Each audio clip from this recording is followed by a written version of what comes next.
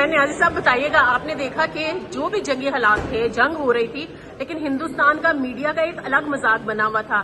International federation of journalist کو کوئی notice نہیں لینا چاہیے، کیونکہ انہوں نے کوئی ایک قدر بھی جو صحافت کی ہے اس کو مد نظر رکھتے ہوئے رپورٹنگ نہیں کی. بہت برے حالات تھے.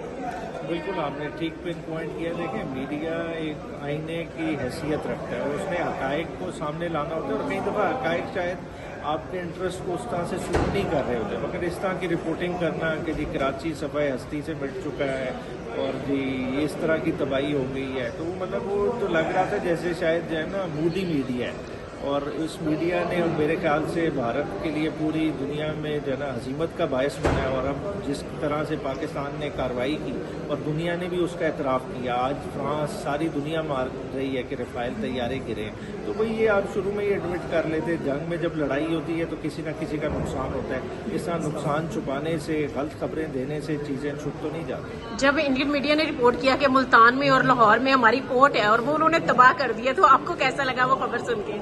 نہیں، وہ ہمیں مطلب حیرانگی ہوئی کہ شاید کوئی بہت بڑا سونامی آیا ہے کہ ملتان تک سمندر کھینچ کے چلا آ گیا ہے، یا ایون لاہور کے ساتھ بھی کئیوں نے سمندر دکھایا ہے.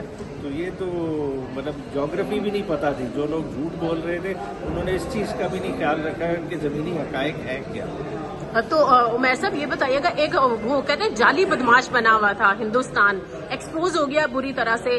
ان کی دفاعی صلاحیت، ان کی ذہنی صلاحیت، ان کی صحافت کی صلاحیت، ایون کہ ایک سوال یہ بھی پیدا ہو گیا کیا ان کو ایٹمی پاور رہنا چاہیے، انہیں سرنڈر نہیں کر دینا چاہیے جتنا غیر ذمہ دارانہ انہوں نے رول نبھایا ہے؟ آپ بالکل ٹھیک پن پوائنٹ کر رہی ہیں، اور میں سمجھتا ہوں کہ اب جو جس پوزیشن میں مودی ہے اب وہ زیادہ خطرناک ہے، کیونکہ ہم تو کہہ رہے ہیں نا کہ جنگ بندی ہو گئی ہے. میرے خیال سے جس طرح کا وہ شخص ہے وہ جنگ بندی کو تسلیم نہیں کرے گا.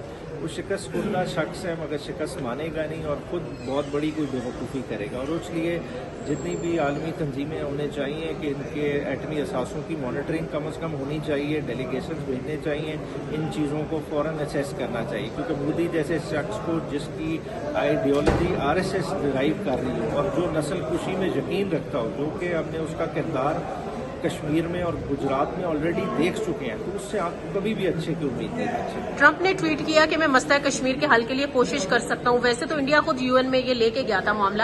آپ کو لگتا ہے کہ کشمیر کے فیوچر کا بھی UN کی ریزولوشن سے ہٹ کر کچھ ہو سکتا ہے کہ یا امریکہ ثالث کا کردار ادا کر پائے گا؟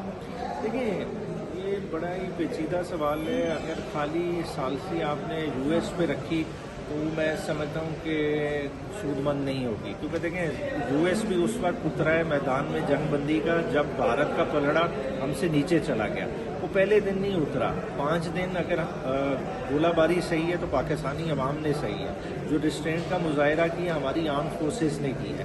اس کے بعد جب پلڑا اوپر ہو جائے، کوئی آ کے جنگ بندی کرا دے، تو میرے لحاظ سے ہمیں اس چیز کو شک کی نگاہ سے دیکھنا. ایک آخری سوال، آپ بعض جو تجزیہ کار تھے انہوں نے یہ بھی کہا، ایون مشاہد حسین سید نے بھی کہا کہ یہ ویسٹرن ٹیکنالوجی اور چائنیز ٹیکنالوجی بھی ٹیسٹ ہو گئی ہے. اسرائیل کا ڈرون رافال جو ہے وہ فرانس کا تھا، اور پھر S-400 سسٹم رشیا سے لیا تھا، سب تباہ ہو گیا، کچھ بھی نہیں چلا. کیا کہیں گے؟ دیکھیں اس میں ٹیکنالوجیز تو ظاہری بات ہے ایٹ پلے تھی اور ٹیکنالوجیز کا بھی مقابلہ تھا، مگر آپ سرے دست یہ نہیں کہہ سکتے کہ یورپین ٹیکنالوجی کو بہت ماٹی ٹیکنالوجی تھی. رفائل آج بھی دنیا کے بہترین طیاروں میں. فرق کیا تھا؟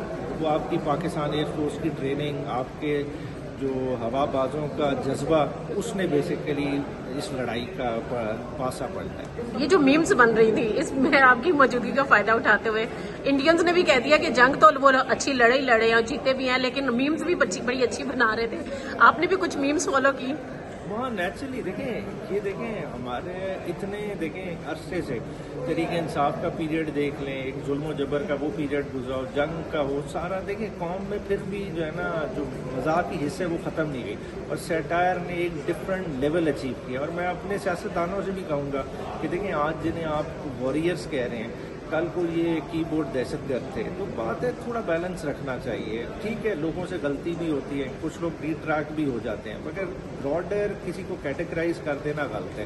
یہ سارے ملک کا ایسٹ ہے، اور ان شاء اللہ تعالیٰ جس طرح فوجیں لڑیں گی بارڈرز پہ، یہ اور محاذوں پہ آپ کے ساتھ لڑیں گی. Thank you so much.